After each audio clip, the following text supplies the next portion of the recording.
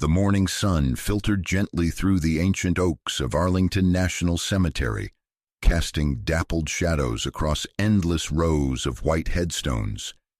It was a day meant for solemnity and remembrance, a day when the nation gathered to honor one of its own. The funeral of Colonel Samuel Watkins, a decorated war hero and beloved father, had drawn mourners from across the country.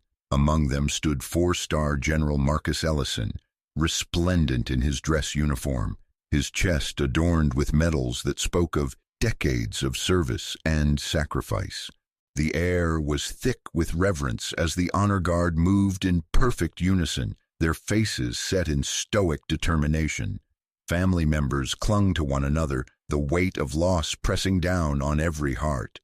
For General Ellison, this was more than a duty. It was a personal farewell to a friend, a mentor, and a fellow soldier whose courage had inspired generations. He stood at the head of the casket, his broad shoulders squared, his eyes shining with unshed tears. As the chaplain began the eulogy, a hush fell over the crowd. The words of comfort and gratitude echoed through the stillness, mingling with the distant sound of a bugle. It was a moment suspended in time, until it was shattered by an act so brazen, so unthinkable, that it would forever change the lives of everyone present. Officer Daniel Briggs, assigned to security detail for the ceremony, watched the proceedings from the periphery. He was a veteran of the force, known for his strict adherence to protocol, but also for a history of complaints that had been quietly filed away. As the funeral unfolded, something in Briggs's demeanor shifted. His gaze lingered on General Ellison, his jaw clenched tight. Some later said they saw his knuckles whiten around the grip of his service weapon. But in the moment, no one noticed.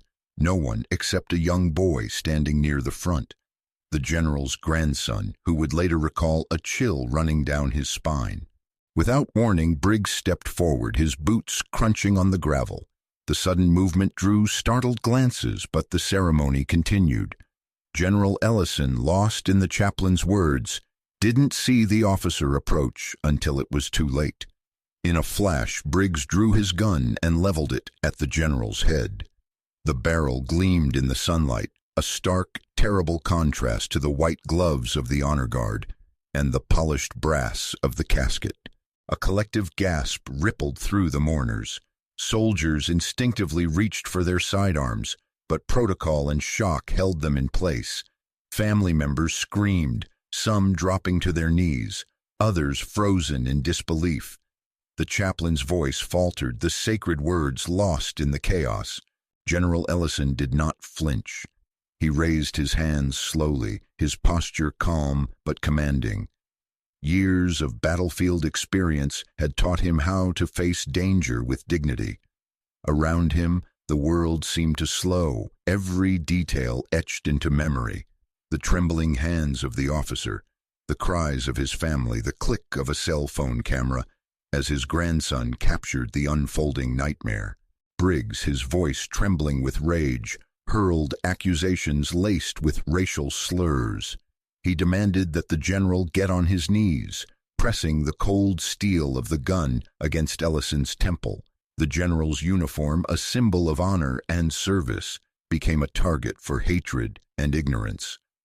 For a moment, time stood still. The nation's highest ideals, duty, respect, sacrifice, were held hostage by a single act of bigotry. It was the general's grandson who broke the spell. With shaking hands, he dialed 911, his voice carrying across the cemetery as he pleaded for help. Other mourners joined in, their shouts mingling with the wail of approaching sirens. The standoff lasted only minutes, but for those present, it felt like an eternity. When backup arrived, officers quickly disarmed Briggs, wrestling him to the ground as the general's family rushed to his side. The gun clattered to the earth, a grim punctuation to the violence that had defiled sacred ground. General Ellison, his composure unbroken, embraced his family, his eyes never leaving the officer who had threatened his life. The aftermath was a blur of flashing lights, sobbing relatives, and urgent questions. News crews descended on the cemetery, their cameras capturing the stunned faces of those who had witnessed the unthinkable. Within hours, cell phone footage of the incident flooded social media, igniting a firestorm of outrage and disbelief. The funeral, meant to honor a hero, became a national reckoning. Commentators and politicians demanded answers, their voices echoing the anger and pain of a country forced to confront the reality of racism in its most hallowed spaces. The story dominated headlines, sparking protests and calls for justice from coast to coast. For General Ellison, the trauma was both personal and symbolic. He had faced danger on distant battlefields, but never imagined he would be targeted at home, in uniform, at a friend's funeral. The pain was compounded by the knowledge that his experience was not unique, that countless others had faced similar hatred, often without witnesses or justice. As the sun set over Arlington, the rows of headstones stood silent witness to the day's events. The cemetery, a place of honor and memory, had become the stage for a national tragedy. But in the midst of grief and outrage, a new resolve began to take shape, a determination to seek justice, to demand accountability, and to ensure that such an atrocity would never happen again. The story of that day would echo far beyond the cemetery gates, setting in motion a chain of events that would challenge a nation's conscience and, ultimately, change the course of history. In the days that followed the funeral, the nation reeled from the shock. The image of General Marcus Ellison, stoic, proud, and unyielding, with a gun pressed to his head, became a symbol of both the enduring dignity of Black Americans in the face of hatred and the persistent, ugly reality of racism within American institutions.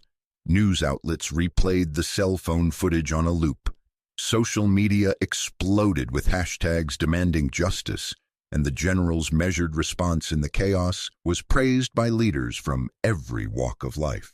But for General Ellison and his family, the aftermath was not just a media spectacle.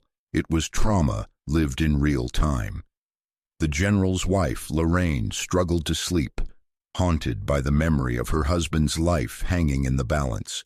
His daughter, Simone, fielded calls from friends, colleagues, and strangers, some offering support, others questioning how such an atrocity could happen to a man in uniform. The general himself moved through his days with the same discipline that had defined his career. But now every salute, every handshake felt heavy with unspoken questions. The military community rallied around the general. Soldiers and officers, black and white, sent letters and emails, some recounting their own experiences with discrimination. A few confessed that seeing a four-star general threatened at a funeral made them question their own safety, even in the places they had always believed were sacred. The general responded to each message with gratitude and encouragement, reminding them that their service mattered, that dignity could not be stolen by hatred. Despite the outpouring of support, there were those who sought to minimize the incident. Some commentators on television and online tried to rationalize Officer Briggs's actions, suggesting confusion or stress as excuses. Others dredged up the general's past, searching for any misstep that could be used to shift blame. The general refused to engage in these debates. Instead, he gave a single interview, calm, direct, and unwavering, in which he stated, "This is not just about me. This is about every person who has ever wondered if their service, their sacrifice, would be enough to protect them from prejudice." The investigation into Briggs's actions moved swiftly. The Department of Justice assigned a special prosecutor, and the FBI opened a civil rights inquiry. The officer's personnel file revealed a troubling pattern. Previous complaints of racial profiling, excessive force, and inappropriate conduct, most of which had been quietly dismissed or settled out of court. The police department, under intense public scrutiny, placed Briggs on unpaid leave and issued a statement condemning his actions. Meanwhile, the general's family endured a barrage of media attention. Protesters gathered outside the police station and City Hall, demanding accountability. Supporters sent flowers and cards to the general's home, while hate mail and threats arrived in equal measure. The general's grandson, who had filmed the incident, became a reluctant witness, his childhood innocence forever altered by the violence he had seen. Through it all, General Ellison remained a pillar of strength. He continued to fulfill his duties, attending meetings at the Pentagon and visiting wounded soldiers at Walter Reed. At every turn, he was met with respect and admiration, but also with a new, somber awareness. The general understood that his ordeal was not an isolated event. It was a reflection of a deeper sickness in the nation's soul. One afternoon, as he walked the grounds of Arlington in civilian clothes, the general paused before the grave of Colonel Watkins. He knelt, bowing his head in silent prayer, and left a single white rose on the headstone. The cemetery was quiet, the only sounds the distant call of a bugle and the whisper of wind through the trees. In that moment, the general resolved that his friend's memory and the memory of all those who had served would not be tarnished by hatred.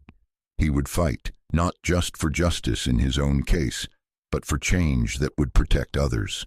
The general's courage inspired a movement.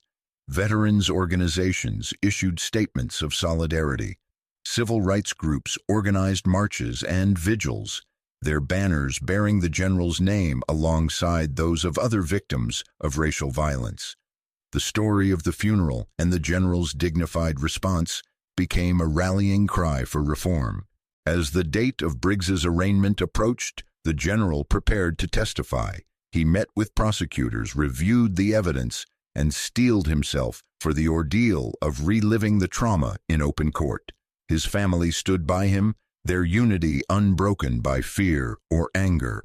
The general's grandson, now hailed as a hero for his quick thinking, struggled with nightmares but found comfort in his grandfather's embrace. The night before the hearing, the general addressed the nation in a televised statement. He spoke not of vengeance, but of justice. "We cannot allow hatred to define us," he said. "We must hold those in power accountable, not just for what they do, but for what they allow to happen. My story is not unique, but together we can make it the last of its kind." Across the country, millions watched and listened. In living rooms, barracks, and churches, people wept and cheered. The general's words echoed far beyond Arlington, reaching those who had long felt unseen and unheard.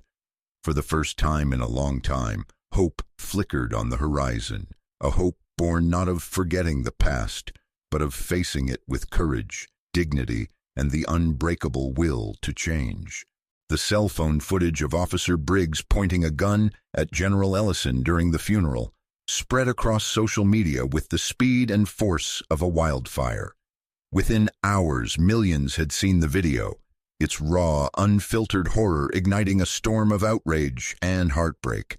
Hashtags like "Use Justice for Ellison," "Funeral Outrage," and "Honor Not Hate" trended on every major platform. News anchors struggled to contain their emotion as they replayed the moment over and over, dissecting every second, every word, every trembling hand in the frame.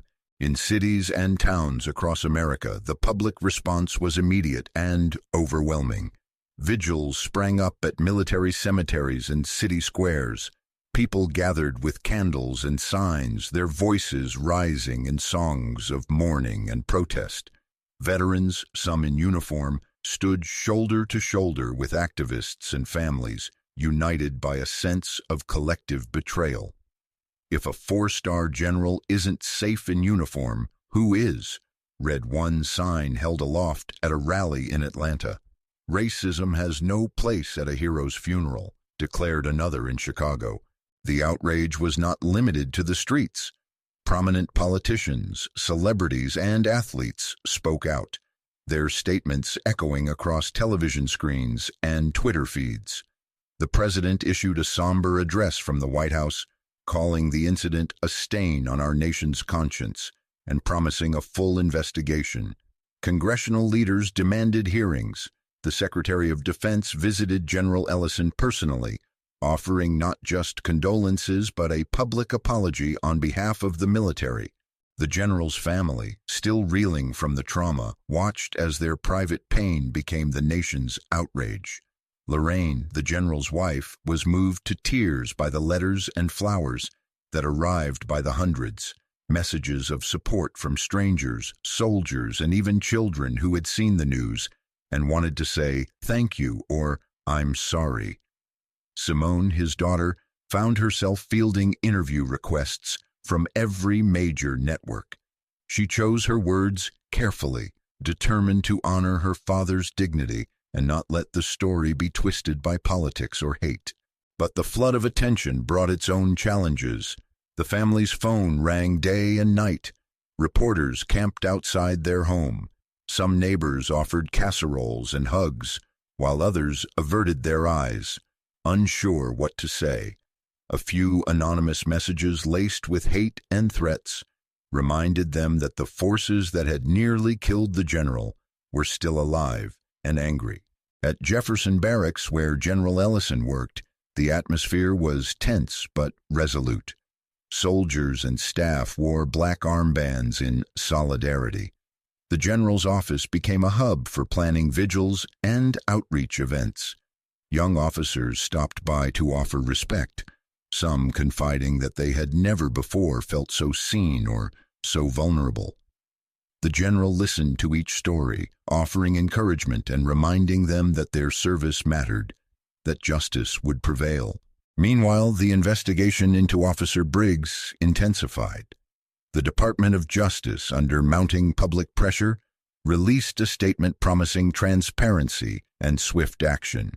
The FBI's Civil Rights Division uncovered a pattern of misconduct in Briggs's record, complaints of racial profiling, excessive force, and inappropriate comments. Internal affairs officers who had once dismissed these complaints now faced scrutiny themselves, as the public demanded to know how such a man had remained on the force. Civil rights organizations seized the moment. The NAACP, ACLU, and dozens of grassroots groups organized marches, town halls, and online campaigns. They called for not just justice for General Ellison, but systemic reform, better screening and training for officers, independent oversight of police conduct, and new laws protecting the rights of all citizens, especially at sensitive moments like funerals and memorials. The general's grandson, whose video had shaken the nation, became a symbol of youthful courage. Interviewed on national television, he spoke softly but firmly about what he had seen. "I just wanted to help my granddad," he said, his voice trembling but clear. "Nobody should have to be afraid at a funeral." His words, simple and honest, struck a chord with millions. As the days passed, the protests grew larger. In Washington, D.C., a massive march wound its way from the Lincoln Memorial to the gates of Arlington Cemetery. Veterans in dress uniforms marched with banners bearing the names of fallen comrades. Families held up photos of loved ones lost to violence or injustice. At the head of the march, General Ellison walked with his family, his presence dignified and unbowed. The media coverage was relentless. Talk shows debated the meaning of the incident, historians drew parallels to past injustices, and editorial pages filled with calls for change. Some critics tried to deflect, blaming bad apples or calling for patience, but the tide of public opinion was clear. America had seen enough. The nation was united in grief, anger, and a shared resolve that this time justice must be done. In the eye of the storm, General Ellison remained steady. He spoke at rallies and on television, always returning to the same message. This was not just about him, but about every American who had ever wondered if their sacrifice would be enough. "We honor the fallen by fighting for the living," he said. "We cannot rest until every citizen is safe, no matter their rank, their uniform, or the color of their skin." As the sun set on another day of protest and prayer, Hope and outrage mingled in the air. The general's courage and the nation's response had transformed a moment of horror into a movement for justice. The next chapter would be written not just in courtrooms, but in the hearts and actions of millions who refused to let hatred have the final word. As the initial shock and outrage began to settle into a determined resolve, the Ellison family found themselves at the center of a national call for accountability. The fight for justice was no longer just about one man's trauma or one family's grief. It had become a struggle for the soul of the nation, a test of whether America could confront its ugliest truths and demand real change. General Ellison, though still shaken, approached the coming legal battle with the same discipline and strategy that had defined his military career. He met regularly with the legal team assembled by the Department of Justice, reviewing evidence, preparing for testimony, and insisting that every fact be checked and every witness heard. His insistence on transparency set the tone for the entire case. "We will not win by hiding or exaggerating," he told his lawyers. "We win by telling the truth, no matter how painful." Lorraine, his wife, became the family's anchor. She managed the relentless stream of visitors, reporters, and well-wishers, shielding her husband and grandson from the worst of the chaos. She organized family meetings, kept everyone informed, and made sure no one lost sight of the man they were fighting for. Her quiet strength became a source of comfort, not just for her family but for friends and neighbors who came to offer support. Simone, the general's daughter, emerged as a powerful advocate in her own right. She spoke at rallies, gave interviews, and wrote op-eds that were published in major newspapers. Her words, measured, passionate, and deeply personal, helped humanize the story for millions who had only seen the viral video. "My father is not just a general," she wrote. "He is a husband, a grandfather, and a man who has given his life to this country. He deserves justice, and so does every family who has ever feared for their loved one's safety." The general's grandson, still processing the trauma of what he had witnessed, began seeing a counselor who specialized in helping children cope with violence. The family made sure he knew that his actions, filming the incident, calling for help, had made a difference. He received letters from children all over the country, some sharing their own experiences with fear and bravery. Slowly, the nightmares faded, replaced by a sense of pride in having helped change the course of history. As the legal proceedings began, the family's home became a hub for activists, journalists, and supporters. Civil rights attorneys, clergy, and military leaders all offered their expertise and encouragement. The Ellisons welcomed them, knowing that their fight was part of something bigger. The house buzzed with strategy sessions, late-night phone calls, and moments of quiet reflection. Lorraine kept a candle burning in the window, a symbol of hope and remembrance for Colonel Watkins and all those whose names would never make the headlines. The prosecution built a meticulous case against Officer Briggs. They gathered testimony from mourners, honor guard members, and cemetery staff. Forensic experts analyzed the footage, confirming that the general had posed no threat and that Briggs had acted with reckless disregard for human life. The officer's history of complaints and disciplinary actions, once buried in departmental files, was now front and center, a damning portrait of a man who should never have worn a badge. Briggs's defense team tried to shift the narrative, suggesting that he had been under extreme stress or had mistaken the general for a threat, but the evidence was overwhelming. Witness after witness described the general's calm demeanor, the officer's aggressive language, and the chilling racial slurs that echoed across the cemetery. The jury watched the video in silence, some wiping away tears as they relived the horror of that day. The trial became a national event, broadcast live and covered in detail by every major outlet. Protesters gathered outside the courthouse, their chants for justice echoing through the city streets. Inside, the Ellison family sat together in the front row. their presence a reminder that this was not just a legal battle, but a fight for dignity and respect. General Ellison took the stand with quiet authority. He described the events of the funeral, his thoughts as the gun was pressed to his head, and his decision to remain calm for the sake of his family and the soldiers who looked up to him. He spoke not of hatred but of hope, hope that justice would be served and that no one else would have to experience what he had endured. The cross-examination was grueling, but the general never wavered. His composure, his honesty, and his refusal to be defined by victimhood won the respect of the courtroom and the nation. When he finished, the judge thanked him for his service, her voice thick with emotion. As the trial drew to a close, the Ellison family gathered for one last night together before the verdict. They shared memories of Colonel Watkins, spoke of the loved ones they had lost, and reaffirmed their commitment to justice. Whatever the outcome, they knew they had stood together, fought with honor, and shown the world what true courage looked like. The fight for accountability was not just about punishment. It was about healing, about truth, and about ensuring that future generations would not have to face the same pain.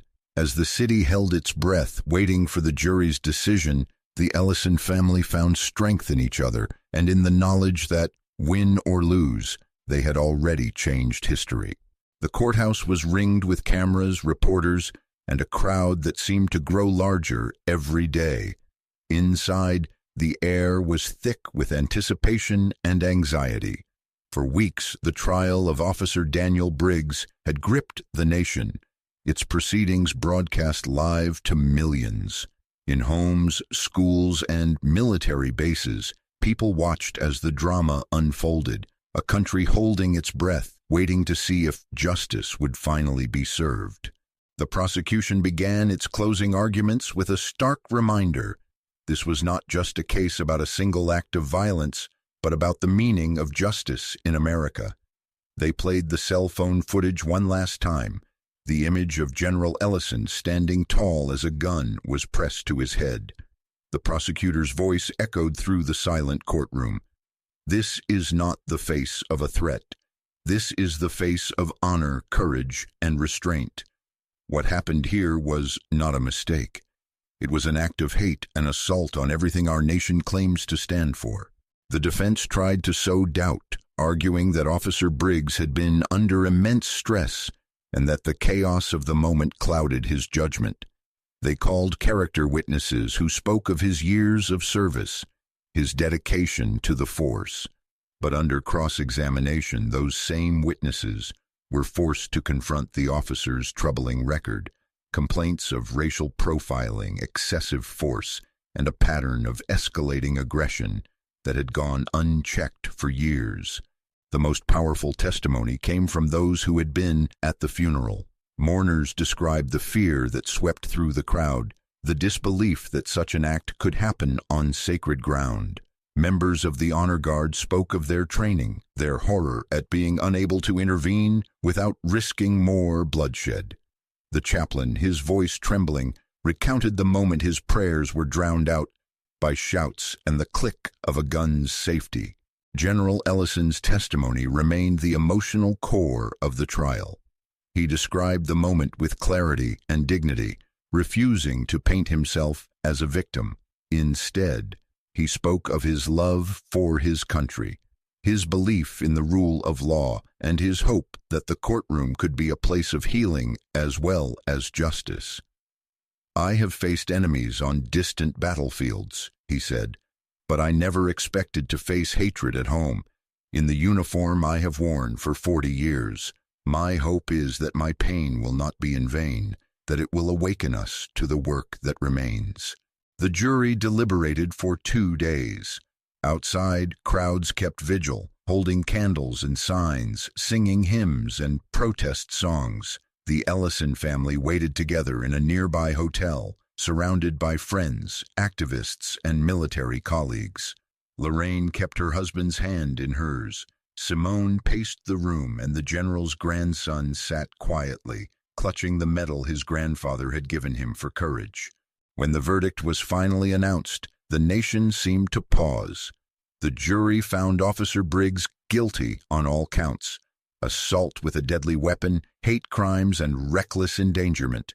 The judge, her voice steady but emotional, sentenced Briggs to life in federal prison without the possibility of parole. She spoke directly to the Ellison family, acknowledging their pain and their courage. This court recognizes not only the harm done to one man and his family, but to our entire nation. Let this verdict be a turning point, a declaration that justice will not be denied, even when it is most difficult.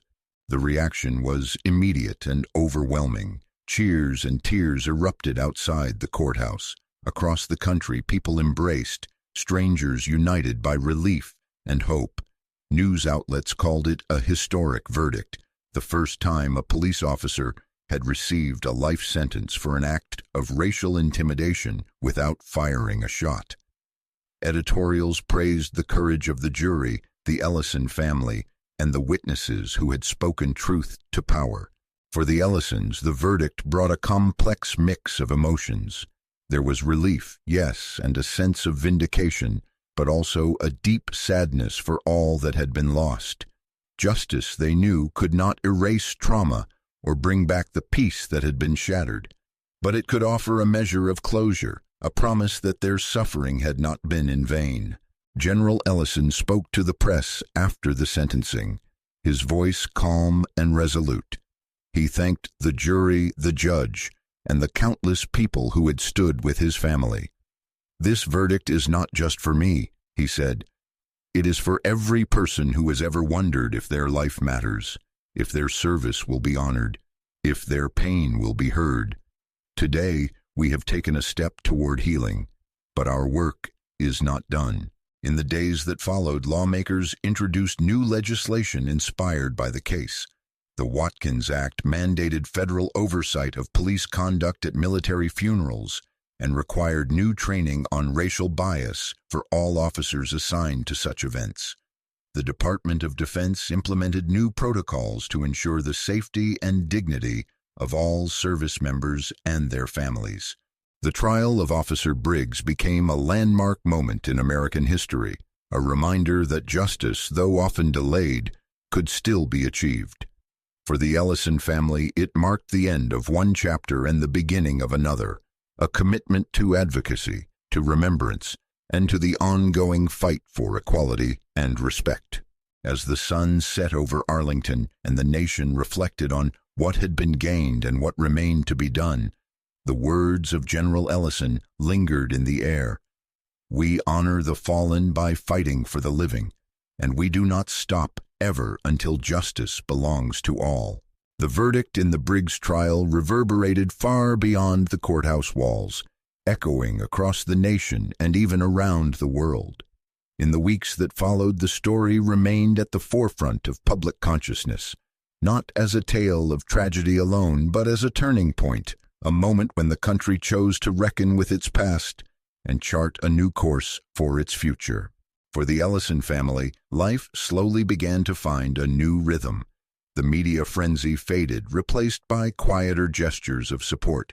Neighbors dropping off meals, fellow veterans sending letters, school children mailing hand-drawn cards to the general's grandson. Lorraine tended her garden in the mornings, finding solace among the flowers. Simone returned to her work as a teacher, bringing new lessons about justice and courage to her students. The general's grandson, once haunted by nightmares, now spoke at youth events about bravery and hope, his story inspiring others to speak out against injustice. General Ellison himself became a powerful voice for change. He accepted invitations to speak at universities, military academies, and civic forums. His message was always the same: justice is not the end of the journey, but the beginning. We must use our pain to build something better, for ourselves and for those who come after us. He met with lawmakers, urging them to pass the Watkins Act and to fund programs for police reform and community healing. His testimony before Congress was broadcast live, his calm authority lending weight to every word. The Watkins Act passed with bipartisan support. It established mandatory federal oversight of police conduct at all military funerals and created new training standards focused on racial bias, de-escalation, and cultural sensitivity. The Department of Defense, in partnership with civil rights groups, launched a national initiative to honor the service of minority veterans and ensure their families were treated with respect and dignity. Across the country, police departments reviewed their own histories, uncovering patterns of misconduct that had long been ignored. But the legacy of the case extended beyond laws and policies. It sparked a cultural reckoning, a willingness to confront uncomfortable truths and to listen to voices that had too often been silenced. Churches and community centers held forums on race and reconciliation. Schools added lessons on civil rights and the importance of standing up to injustice. Artists, musicians, and writers created works inspired by the General's story, weaving it into the broader tapestry of American resilience and hope. The Ellison family's journey was not without pain. There were moments of grief, of anger, of exhaustion, but there was also healing. On the anniversary of Colonel Watkins' funeral, the family gathered once more at Arlington. They brought flowers and prayers, but also laughter and stories. The cemetery, once a place of trauma, had become a place of remembrance and resolve. Other families joined them, some strangers, some friends, all united by a shared commitment to honor the past and shape the future. General Ellison's advocacy led him to mentor young officers, especially those from marginalized backgrounds, urging them to lead with empathy and integrity. He worked with veterans struggling with trauma, sharing his own journey and helping them find their own paths to healing. His home became a gathering place for activists, soldiers, and neighbors, a space where difficult conversations could happen and new solutions could be born. Nationally, the impact of the Briggs trial continued to ripple outward. Several other cases of police misconduct were reopened, and officers who had long evaded accountability were finally brought to justice. The media, once focused on sensational headlines, began to tell more nuanced stories, highlighting not just the pain of injustice, but the power of community and the possibility of change. For many, the story of General Ellison and his family became a touchstone, a reminder that courage, dignity, and persistence could move a nation. The General's words, spoken at the dedication of a new memorial for minority veterans, captured the spirit of the era. We cannot undo the wrongs of the past, but we can choose what we do next. We can choose to honor, to remember, to build. We can choose justice, not just for ourselves, but for all. As the years passed, the events at Arlington became a chapter in history books, taught to new generations as both a warning and a beacon. The cemetery itself changed, with new monuments and plaques telling the stories of those who had fought not just on foreign soil but at home, for the right to be seen and respected. For the Ellison family, the journey was ongoing. They knew that justice was not a destination, but a daily practice, a commitment to truth, compassion, and the belief that every life has value. They lived with the scars of what had happened, but also with the knowledge that their courage had helped to change the world. And so, as another spring dawned over Arlington, with the cherry blossoms in bloom and the sound of children's laughter drifting on the breeze, the legacy of that day endured, not as a story of hate, but as a testament to the power of justice, the resilience of family, and the hope that together a nation could be transformed.